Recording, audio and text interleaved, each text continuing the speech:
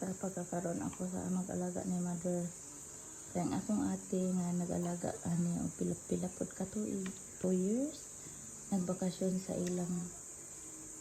iyang pamilya sa Mindanao. Niuli siya gahapon niya. Karon buong panahon ako sa mabantay. Daily routine, magtanggal sa iyang diaper, pamahaw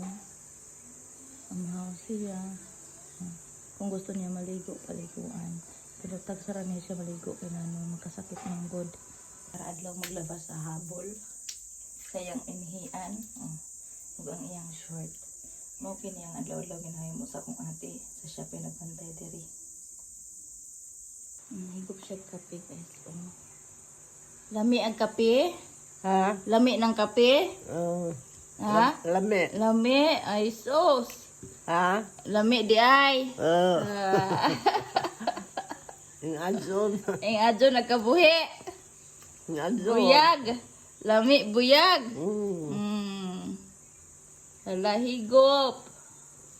Nahurot nag-itlog. Hurot na yung itlog guys.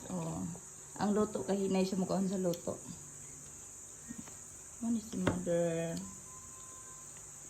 Dugay na ning naparalisado tungod sa iyang kakiat. Kung dili ni kiat siya guys, dili unta na siya maparalisado. Karon ang iyang bukog sa dapit-dapit manggo dapit nag-crack mo ning ingunanin na siya. Pero astil kayo ni mo yaw-yaw guys sa baba. Daghan pa yaw-yaw. Maldita paghihapon niya akong mother.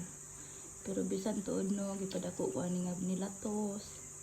Kanunay ko niyang latoson. Kay ako po lagi pasaway kaayo.